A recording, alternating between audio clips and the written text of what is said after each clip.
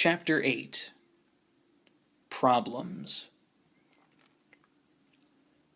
"No more goodbyes," said Accord, satisfied at the decision. "No more problems?" asked Fluttershy. "Are you kidding? I can't think of a bigger slew of problems you'll get than trying to figure out a way to spend infinity," said Cosmos. "But you got it, and you're stuck with it." "I much prefer having to talk to everyone to figure out problems than having to say goodbye," said Accord. "Are you sure? Do you have the kind of patience to deal with what's coming?" Cosmos asked, incredulity on his muzzle. "No one has more patience than Accord," said Fluttershy. Galaxia opened her eyes.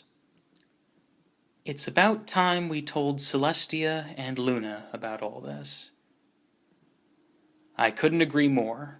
Hope, are you coming too?" asked Accord. "I don't think you'll have time to talk with anyone, Accord. You're already getting problems. There was a small skirmish before the transition, and now there is an immortal griffin trying to claw his way out of the stomach of a talon-proof dragon. And the Diamond Dogs were in the middle of an execution of a notorious criminal, but didn't finish in time before the switch. And there's an Earth pony that is sinking rapidly into a deep ocean trench. He'll probably be stuck there for a while. On the upside, a Pegasi foal that was falling to his death won't die now, though it will be so painful he'll probably wish he had died." "Give me their names," said Accord, quickly racing through possible candidates for who in particular was going through these problems. "Of who?" asked Hope. "Of the griffin, dragon, dog, pony, and foal, and any other souls that are running into the immortality problems so soon." "Accord, that list will soon run the length of the whole planet," said Hope. "Are you sure you want to micromanage every little problem? Just give me the names. Mythos, Redfeather, Scrounge, Seaseeker, and Starlit Journey." A book appeared in Accord's hooves, and he tossed it to Fluttershy. "Fluttershy, I'll take Mythos and Redfeather. Can you get Starlit Journey and Seaseeker, and we'll meet up at Scrounge?" "Okay," said Fluttershy, catching the book and teleporting away in an instant.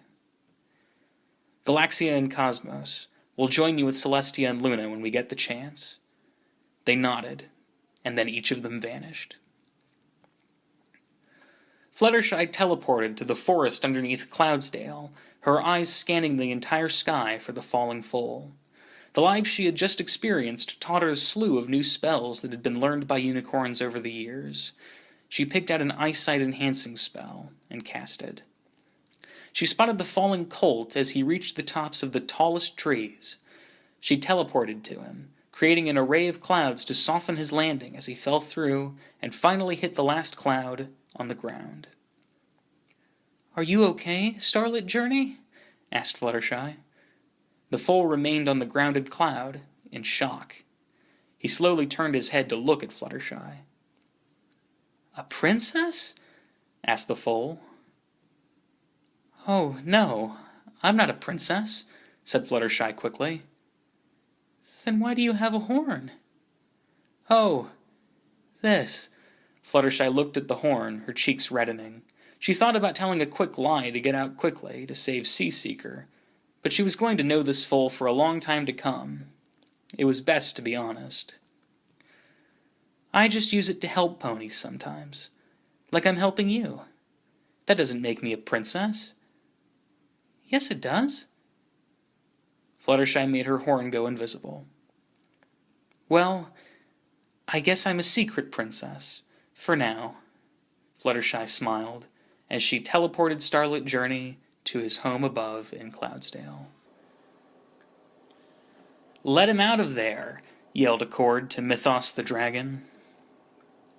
"No, I just have an upset stomach," said Mythos, covering his smoking mouth. "And it barely even hurts for an upset stomach. I didn't eat a griffin." Yes, you did, Mythos," Accord said, narrowly avoiding rolling his eyes. But that's okay, because there's a whole lot more diamonds and tasty jewels for you to eat now. You don't need to eat meat at all anymore. But they taste so good, said Mythos. He had all the look of a comfortable, rotund, jolly dragon. Taste, huh? Said Accord. Tell me, have you ever had featherstones before? Featherstone? No, never heard of it. Trust me, they are delicious, said Accord, a giant bag of golden stones appearing next to him. Just give these a taste. What does a pony know about good gems? Mythos struck his claws out and took some of the stones, tossing them into his mouth like popcorn, his eyes widening the moment his tongue touched the stones. He closed his mouth and chomped in delight as the flavors of turquoise, agate, and griffin coalesced into a single gem. These taste even better than griffin. It's got the mild taste of turquoise with a kick of agate, but it still has that griffin flavor. Tell me, where can I get more like it? You'll find them all over the place now. I just introduced several new stones that may be of interest to you. Tell your friends. And no more casually eating meat, Mythos. I'll even give you this whole bag if you'll just let me let Redfeather out of your stomach. He's been in there for a good 5 minutes now. Mythos looked down at his stomach sheepishly. All right. But is it going to hurt? Accord cast an intangibility spell on his hoof and reached inside the dragon's stomach, pulling a very frazzled griffin out. The wide-eyed griffin stood silently, various disgusting smells emanating from him, and some cooling magma getting stuck into his feathers. Let's just clean you up a bit, shall we? Said Accord, casting a cleaning spell on Redfeather, removing all the igneous rock that had been forming, and leaving him with his usual red-brown plumage. I just fell into a pit of lava in a dragon's stomach. How am I still alive? Surprise! Immortality, said Accord, smiling. Bet you didn't expect that, huh? Redfeather stood there, staring at the pony, his head tilted to the side, tilting enough that he noticed that there was something behind him. As soon as Mythos came into view, the griffin leapt into action and started clawing and tearing at the dragon as hard as he could, not a single jab making so much as a dent. Whoa, hold on there. Mythos here is just as immortal as you are, Redfeather. Because you are both immortal now, you are going to be running into each other every so often during the duration of infinity. It would be wise to make amends. They both looked at Accord, the griffin incredulous, the dragon aloof. Mythos, you can go first. Please apologize to Redfeather, said Accord. The dragon looked sheepishly at the ground. Sorry I ate you. You were very delicious. The griffin frowned. Apology not accepted. Now, we can work through this, said Accord. What is an old pony doing here anyway? How did you get here? The name's Accord, and I thought I would introduce myself.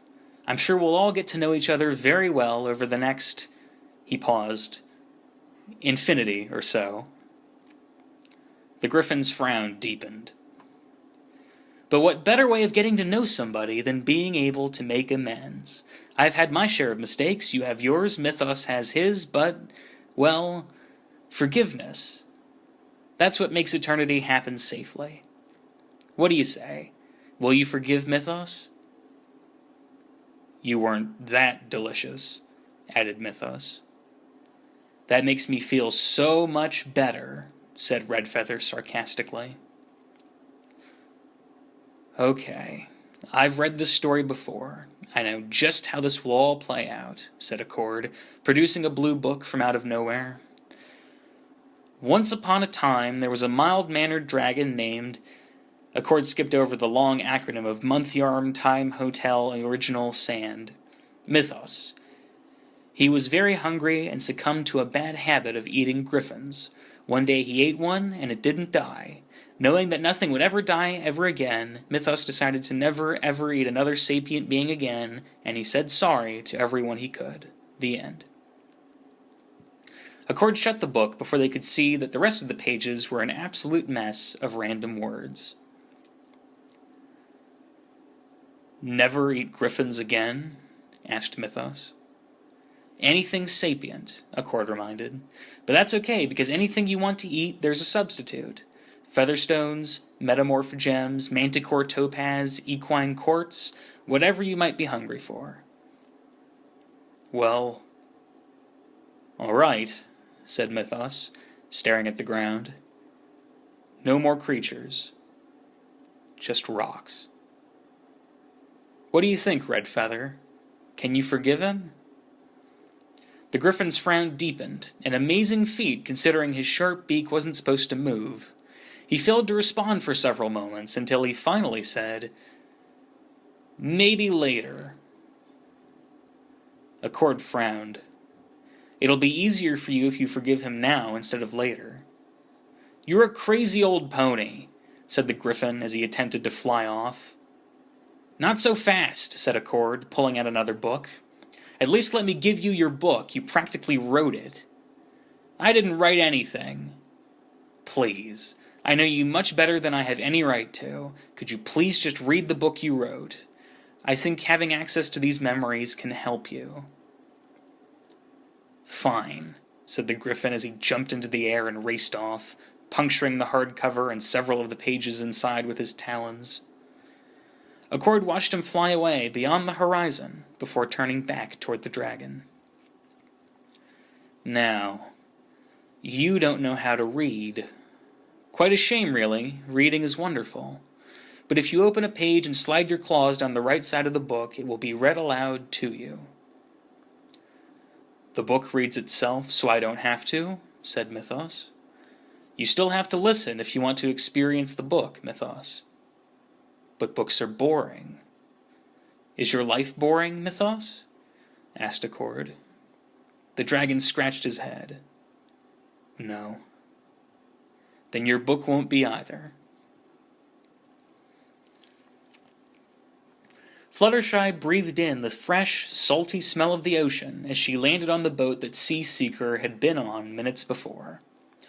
The boat was full of supplies and research equipment, and she shouldn't have been surprised that she knew exactly what each and every one of those objects did. She knew Sea Seeker and his two older brothers, and his ex-girlfriend, and every marine biology class he had ever skipped, and, well, everything. Except where he was at that very moment. She looked around. The anchor of the boat wasn't tethered, and Sea Seeker was rather bad at tying knots.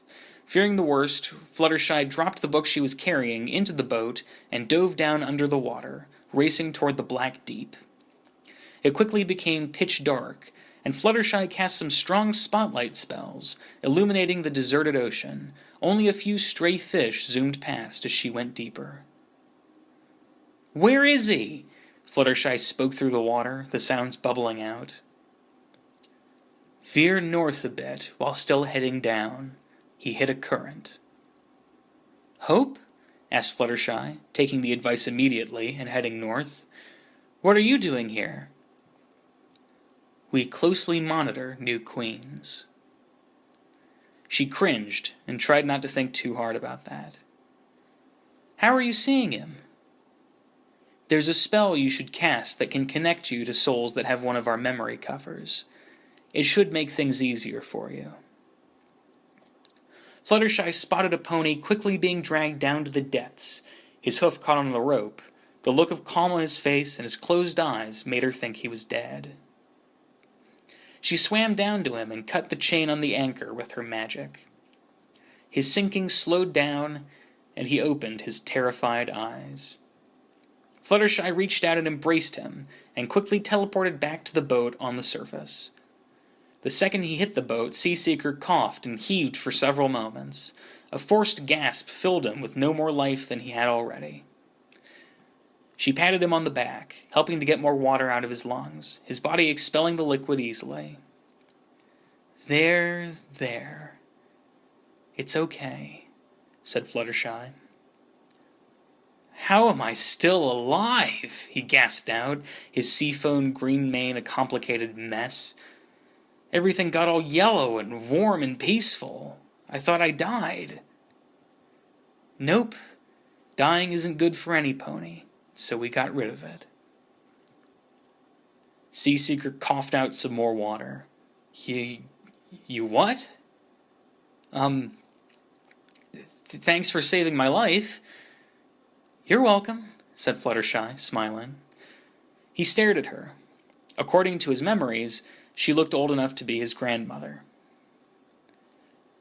Well, I must be going, she said. My husband gave you your book, though. I think you'll like it. What do you mean, my book? Just open it and read. He meant it for you. Oh, and Seaseeker, she does miss you as much as you miss her. Celestia had never been so enthralled by a book before. It was a little vain to think about how her favorite book would be the story of her own life. It gave a fresh perspective on all the decisions she had made, why she had made them, and how it had gotten her to this point. But more importantly, it was a distraction from possible impending annihilation. What was the penalty for the betrayal that she and her sister had committed? Would it be forced reincarnation back into Equestria? Or perhaps reincarnation into some other planet? Either way, once they were gone, Twilight would have to take over. She had dominion over the time between night and day, and she would now control everything. They were so engrossed in their books that neither noticed a brief amber glow permeate the throne room. She turned another page. She had long since read the stories of her previous life.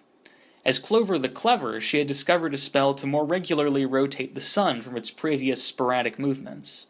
Looking back, she could see that Galaxia must have played a hoof in helping her learn that spell.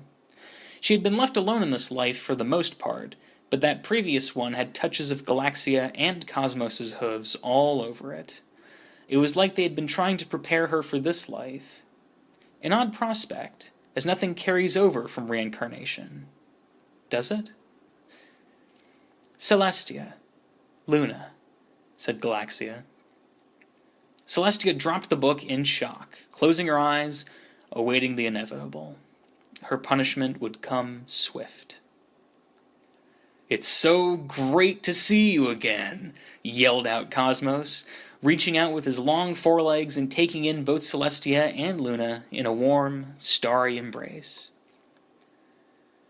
I have some news for you, said Galaxia. Celestia was unable to hug Cosmos back, the fear gripping her. Every pony lives, said Cosmos, his warm voice near hers. The room was silent for a few moments. Is this true?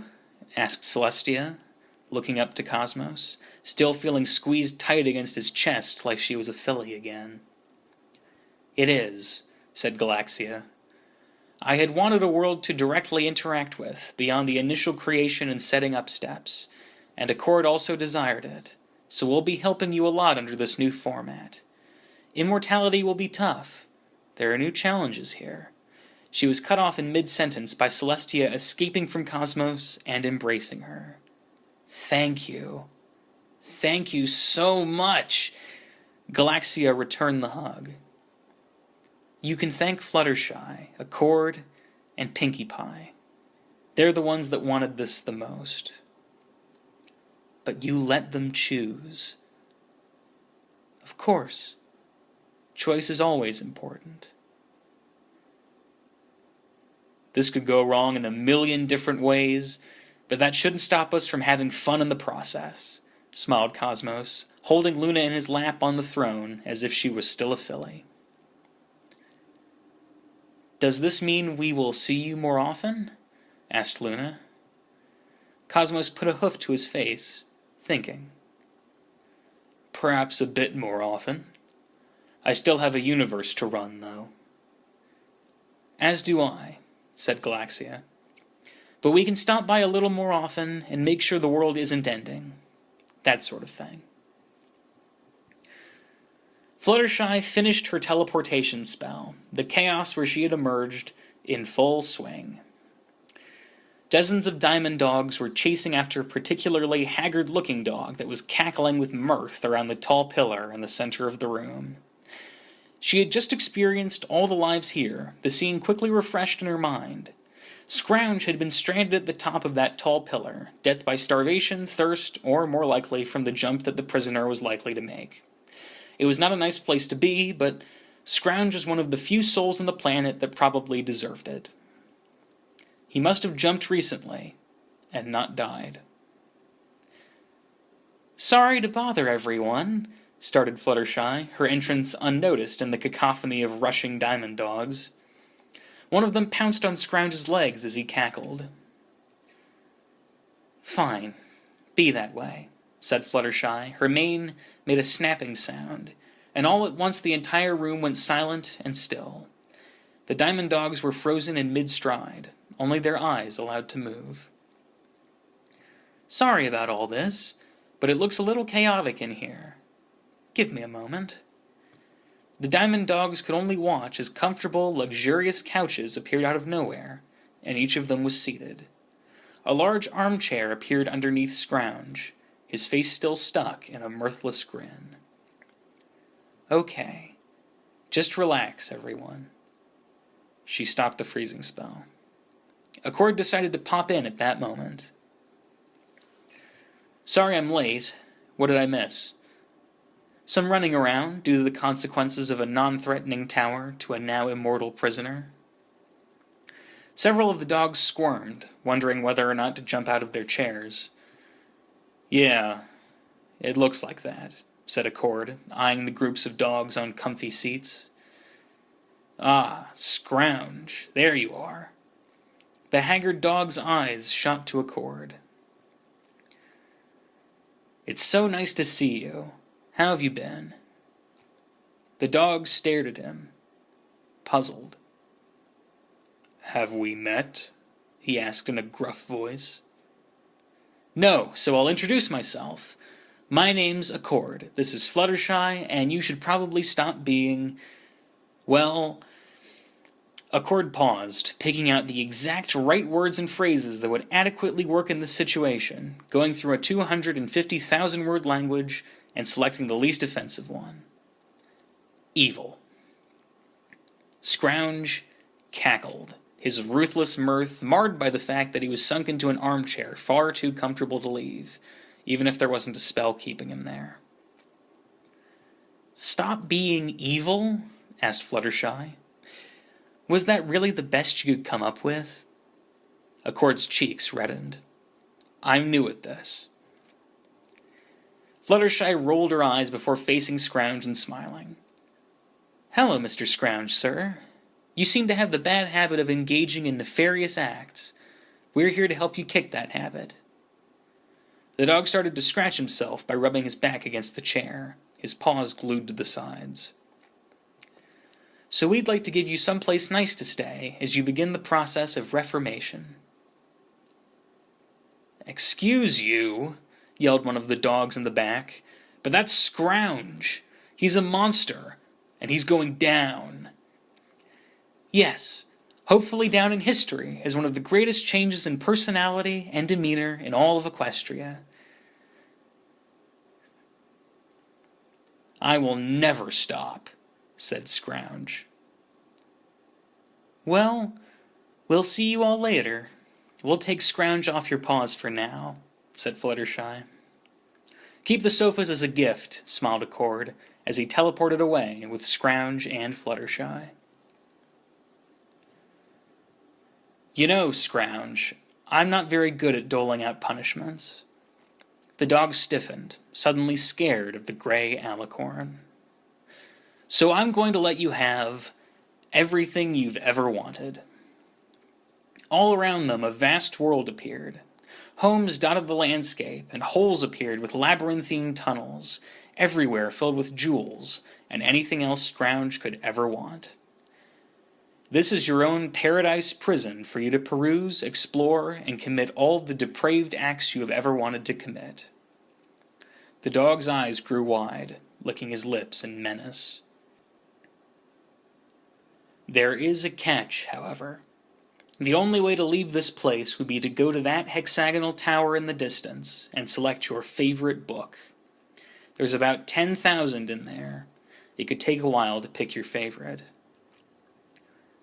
The dog cackled. Why would I ever want to leave? You'll find yourself very lonely here, Scrouge. Souls aren't meant to be alone. You will soon realize that this paradise is but another prison without the comfort of another soul to talk to. But the library is full of permutations on how your life can be after you leave this place. Stories of friendship and adventure that can be yours, ways you can say you are sorry to those you have wronged, and other advice to help you out of the dark abyss that you have sunk yourself into. I won't read a word, smiled the dog, his razor-sharp canine teeth menacing. Accord reached down and hugged him. Infinity is a long time, Scrouge. It would be a shame if you spent it alone in here. The dog squirmed, trying to get out of Accord's hooves. He let him go, watching as the dog bounded away. We'll visit you once a week, yelled Accord as the dog flung himself down a deep hole.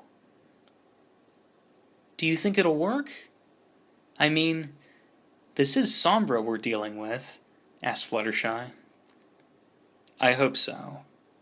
But it could be years before he realizes that what he's doing will provide no lasting happiness.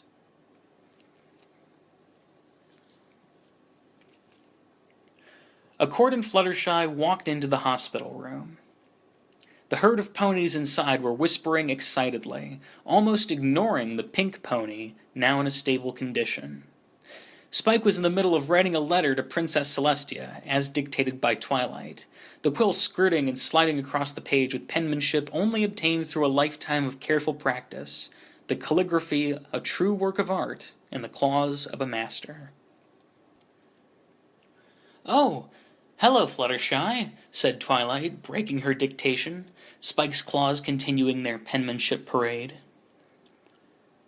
There's a few things we should discuss, said Fluttershy, edging her way through the crowd and trying to gather together Rarity, Rainbow Dash, and Applejack. I'll say, said Rainbow Dash, flapping closer and landing near them. What was with that yellow light earlier? It was probably Celestia casting some kind of spell, said Twilight. She'll write us back soon with the details. Actually, said Accord, it would be best if we met with Celestia and Luna directly.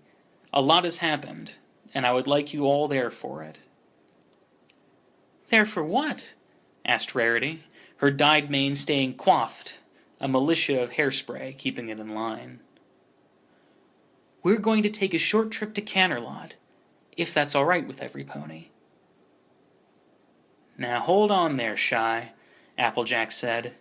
I don't think a little stray spell running through here is any cause to head all the way to Canterlot. My old bones just ain't up for those kinds of trips like they're used to.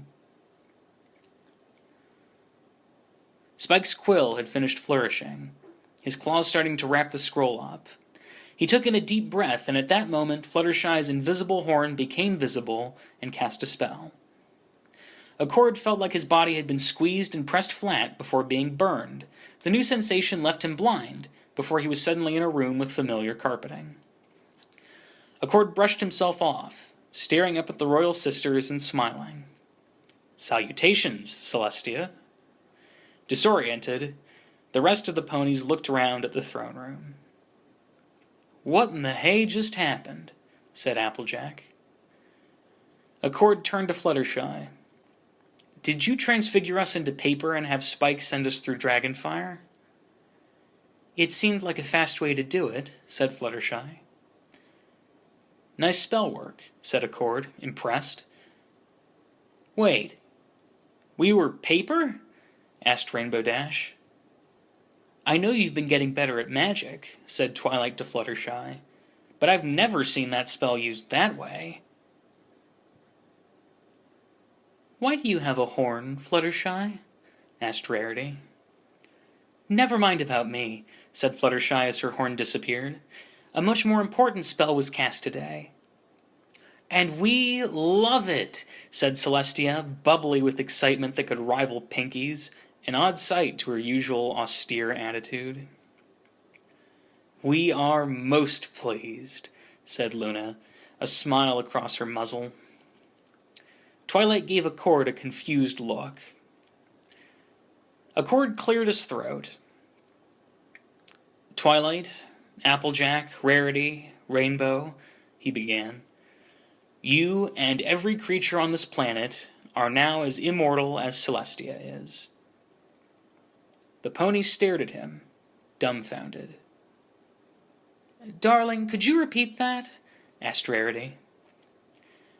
Every pony is now immortal. No one on this planet will ever die again, said Fluttershy. Wait just a minute here, said Rainbow Dash, zooming to Accord and hovering in front of him, folding her forelegs and staring at him. I'm immortal? I'm going to be stuck as an old mare for forever? I worked those kinks out already. You and everyone else older than their ideal selves will be growing younger over the course of the next year or so, said Accord. You made every pony immortal? Asked Rarity. Absolutely every pony? It was the best method for maximizing happiness, said Accord. Keeping Twilight and her friends seemed wrong because that left out their families, and allowing friends of friends to die seemed like an awful idea. So the best configuration would be a blanket immortality across the entire planet. Who asked for this, Accord? Asked Twilight, distrust crossing her face. I did, said Accord.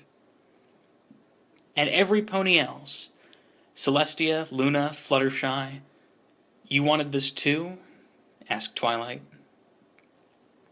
Celestia nodded enthusiastically as Luna spoke up. It took some convincing, but we like the plan.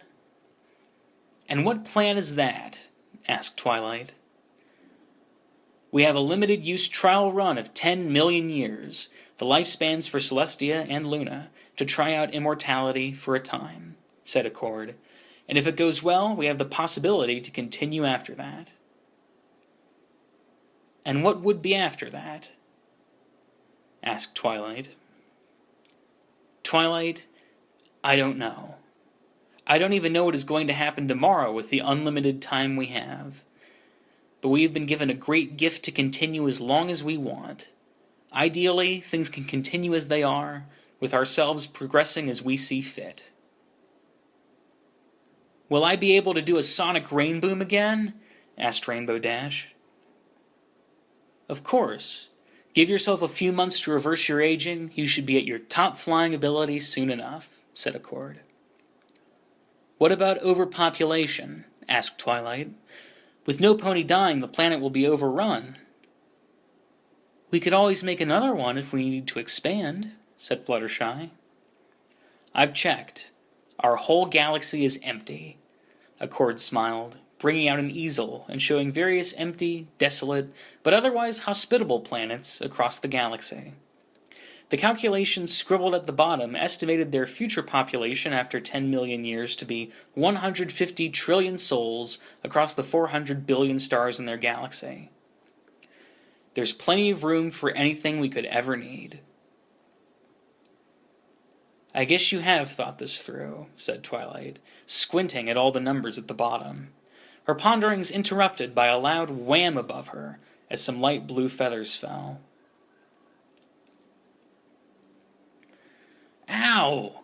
Grunted Rainbow Dash. How come crashing still hurts? You're as immortal as I am, Rainbow, said Celestia. I still feel pain when I do something like fly straight into a brick wall. Why haven't you gotten rid of pain yet, Accord? Asked Rainbow Dash, massaging a bump on her head. I want life to stay the same as much as possible for now. I still need to pay a visit with everyone on the planet and see how they are adjusting before I do something like getting rid of pain altogether. Visiting ponies? Asked Rainbow, laughing. What are you going to do? Grant wishes? "If need be," said Accord, eyes squinting. "Then I wish it didn't hurt when I crash," asked Rainbow, her eyes closed in confidence. Every pony stared at Rainbow, and then back to Accord. "I can think of a lot of reasons why you shouldn't wish that, but you're allowed to make decisions I think are unwise." His horn glowed, and Rainbow was enveloped in a gray aura. "Just tell me when you want it back, Rainbow. Just say my name, and I'll be there." "As if! This is perfect," said Rainbow as she zoomed around the throne room as fast as she could. "So, we have 10 million years?" asked Rarity. "What are we supposed to do with 10 million years?" "Anything you want," said Accord, "though you are limited by your imagination and how hard you work to achieve something." Twilight's lips quivered, but didn't say anything. "Well, yes, it does look like we have a lot of decisions to make. 10 million years is quite a while, but for now," Celestia paused, "do you know what this calls for?" The room stayed silent. The answer to that sentence couldn't be said by any pony in that room. "A party!" yelled Cosmos, suddenly appearing in the throne room, exuberantly throwing confetti that looked like stars. "Where's Pinkie Pie when you need her? She's just the mare for the job." Twilight, Rarity, Rainbow, and Applejack stared in shock at the midnight stallion, soft stars dotting his entire body, his ecstatic grin impossible not to stare at. "Was that really the first impression you intended to give, Cosmos?" asked Galaxia, her regal form descending from above, her large nebulous wings landing her gracefully in front of them, all the beauty and awe of a swirling galaxy in equine form. "I thought it was as good as anything I could come up with," whispered Cosmos to Galaxia, before turning back and facing the small group. "Hello, every pony! Congratulations on the whole immortality thing." Twilight's jaw slacked, before she let her awe turn into a long bow. "Right. Now I remember all the reasons why it's best to stay hidden," said Cosmos, eyeing the members of the Elements of Harmony, now bowing. "Twilight, Rainbow, Rarity, Applejack, allow me to introduce my parents, Queen Galaxia and King Cosmos," said Celestia. "A pleasure to make your acquaintance," said Galaxia. "Bang-up job on saving Luna, reforming Discord, and your whole lives in general," said Cosmos to the dumbfounded group. "Unfortunately, we'll never revel in your well-spent lives, as it looks like we'll never have a funeral to celebrate them." "I don't like funerals," said Accord. "How about Death Day parties, where we celebrate your life up until that point and share our appreciation that it wasn't the day you actually died," said Cosmos. "Okay, we really need Pinkie for this," said Fluttershy. "Obviously none of us has any idea how to throw a good party." "Hey, don't dismiss my abilities. I taught Pinkie everything she knows," said Cosmos, surprised to see that Fluttershy had disappeared, leaving only the stained glass behind her. "What kind of party are we talking about?" asked Galaxia. "I was thinking of inviting the entire world," said Accord, placing a hoof to his muzzle in contemplation. "Sounds like a logistics nightmare," said Luna, who was interrupted as a shower of balloons and streamers erupted behind her. "Every pony's here!" shouted Pinkie Pie, smiling brightly, her pale, frizzy mane already looking pinker, the color back in her. "Darling, you were on a deathbed 10 minutes ago. What are you doing here?" asked Rarity. "I, just cured her," said Fluttershy, embarrassed and putting a hoof on her horn and pushing it back into her head. "What about every pony else in that room? You can't just teleport some pony on their deathbed somewhere. It's rude, said Rarity. It's okay, said Pinkie Pie. Fluttershy just came up to me and was all, wanna not be sick anymore? And I was all, duh. And so she was like, okay. And now I'm like, yeah. And now I'm thinking, we should have a party to celebrate. My thoughts exactly, said Cosmos, reaching over and picking up Pinkie and putting her on his shoulders. Whee! Yelled Pinkie Pie. I don't know who this is, but I like him. The name's Cosmos, and we have a party to plan. Excellent, said Accord, nodding in appreciation. Fluttershy and I will go personally invite everyone. Everyone? Asked Twilight.